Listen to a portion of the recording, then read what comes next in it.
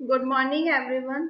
कल हमने आपका फोर्थ चैप्टर स्टार्ट किया था, the ashes that make trees Bloom.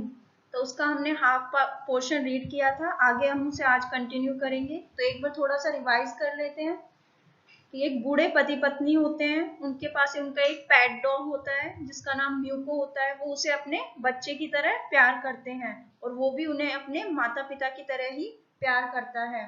तो एक दिन क्या होता है, वो डॉग भागता हुआ अपने मालिक के पास आता है और कुछ मतलब उससे इशारा करता है। तो जब वो दोनों वहां पर जाते हैं तो वो जैसे ही उस जगह को खोदते हैं तो वहां पर उन्हें क्या मिलता है, सोने का एक ढेर मिलता है। तो इन चीजों से मतलब वो अपने लिए जमीन खरीदते हैं, अपने दोस्तों को दावत देते हैं और जो गरीब पड़ोसी होते हैं उन्हें भी वो थोड़ा कुछ देते हैं। तो ये सब देखकर उनके जो पड़ोसी होते हैं वो क्या होते हैं, बहुत ही उनसे ईर्ष्या करने लग जाते हैं और वो ये सोचते हैं कि इस डॉग की वजह से, इस पेट की वजह से इनको क्या मिला है, गोल्ड मिला है।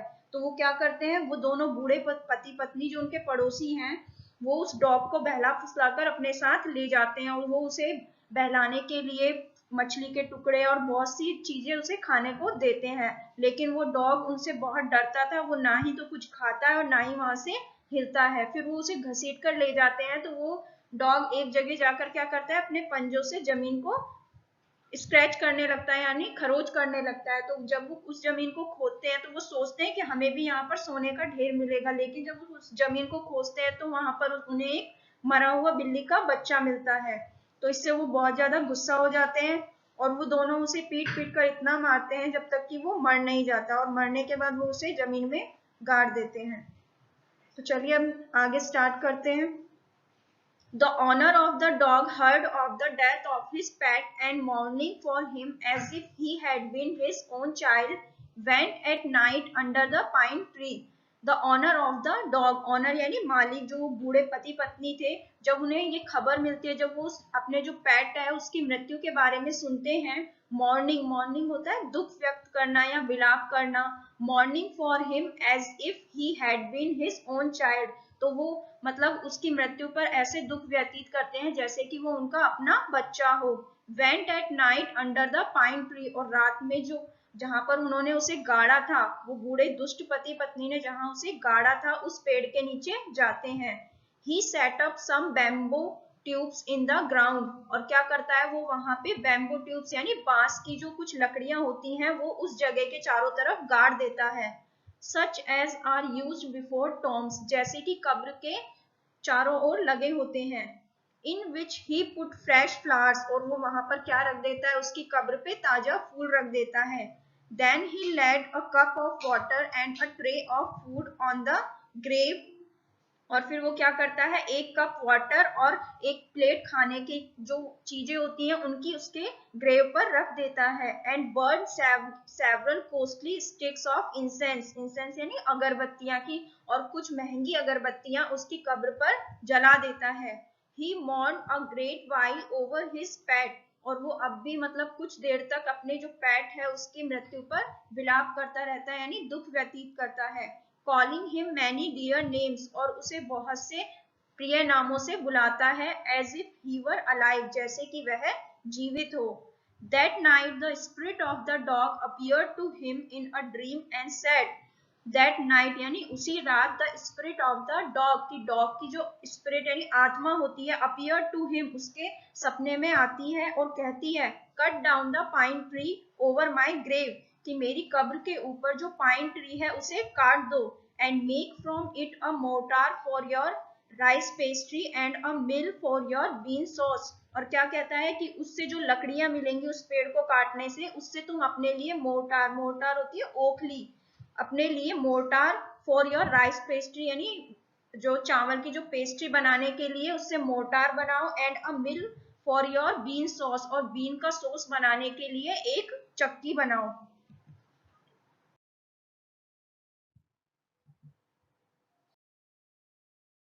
So the old man chopped down the tree and cut out of the middle of a trunk a section about 2 feet long.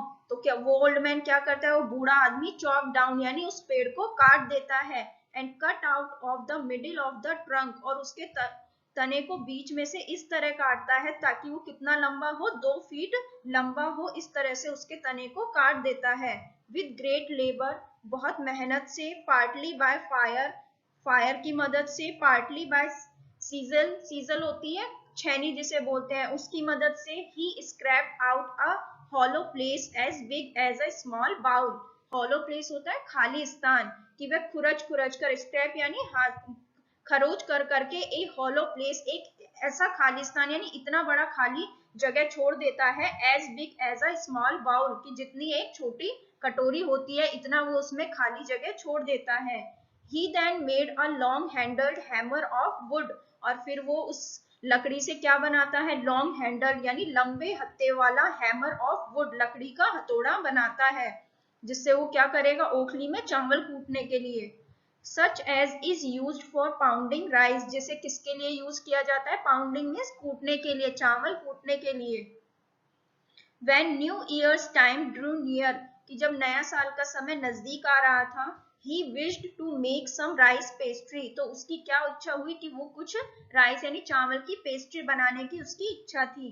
When the rice was all boiled, जब चावल पूरे उबल गए थे, granny put it into the mortar, granny यानी वो जो old lady थी उसके लिए यूज किया गया है, तो वो ओल्ड लेडी उसे क्या करती है, उस ओखली में डाल देती है। The old man lifted his hammer to pound the mass into dough, वो जो बूढ़ा आदमी था वो हैमर, वो जो हथौड़ा बनाया था उसको उठाता है, to pound the mass into dough, वो जो चावल का जो ढेर होता है उसको गूंथने के लिए उस हथौड़े को उठाता है। And the blows fell heavy and fast till the pastry was all ready for baking, और जल्दी ही यानी ब्लोज यानी प्रहार, फेल हैवी यानी भारी प्रहार करने से, एंड फास्ट फास्ट और तेजी से, till the pastry was all ready for baking, जल्दी ही वो पेस्ट्री सिकने के लिए तैयार हो जाती है। Suddenly the whole mass turned into a heap of gold coins, और अचानक ही वो जो सारा का सारा जो चावल का जो ढेर था वो किसमें बदल जाता है, into a heap of gold coins, सोने के सिक्कों के ढेर में बदल जाता है।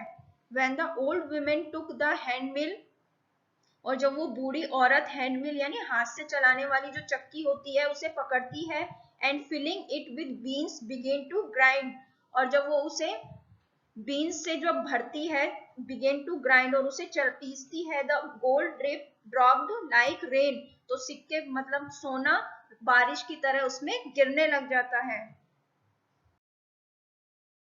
Meanwhile, the envious neighbor peeped it at the window when the boiled beans were being ground. Meanwhile यानी उसी समय the envious, envious होता है ईर्ष्यालु, जो जलने वाले।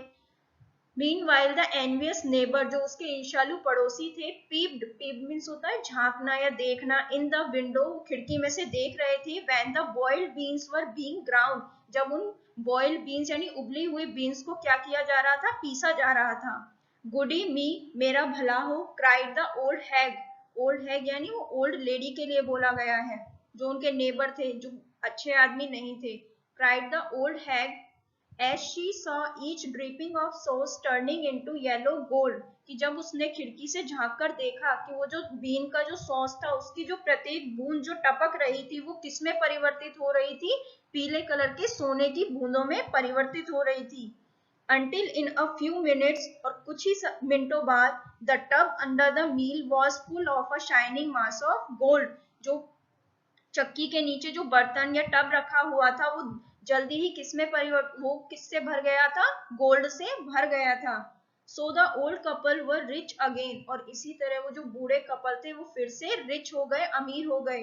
The next day the stingy and wicked neighbour came and borrowed the mortar and magic mill.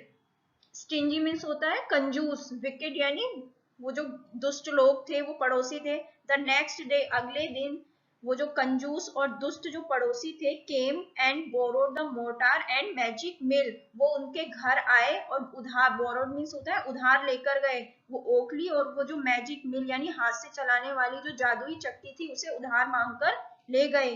They filled one with boiled rice and the other with beans, और फिर उन्होंने एक को तो बॉइल्ड राइस यानी उबले हुए चावलों से भर दिया और दूसरी में क्या डाल दिए, बीन्स डाल दिए। Then the old man began to pound and the women to grind, तो ओल्ड मैन ने क्या किया, वो उस ओखली को क्या करने लगा, ओखली में चावल पीस कूटने लगा, and the women to grind, और जो वो ओल्ड विमेन थी वो क्या करने लगी, उन बीन्स को पीसने लगी। But at the first blow and turn, लेकिन पहले ही प्रहार और घुमाव में, the pastry and sauce turn into a foul mass of worms, वो जो पेस्ट्री और जो सॉस थे वो किस में बदल गए, वर्म्स यानी कीड़े मकोड़े के, गंदे बदबूदार कीड़े मकोड़ों के ढेर में बदल गए। Still more angry at this, और इस बात से बहुत ज्यादा गुस्सा होकर, they chop the meal into pieces, उन्होंने उस चक्की को क्या किया, चॉप द मील यानी उस चक्की को छोटे छोटे टुकड़ों में काट दिया, टू यूज एज फायरवुड, और उसे किस काम में लेने के लिए, लकड़ी, जो उस मील चक्की से जो वो लकड़ियों से बना था उसको जलाने के काम में लेने के लिए उसको टुकड़ों में काट दिया। तो ये आपका फर्स्ट पार्ट फिनिश होता है। नेक्स्ट जो इसका सेकंड पार्ट है वो हम नेक्स्ट क्लास में रीड करेंगे। Thank you so much.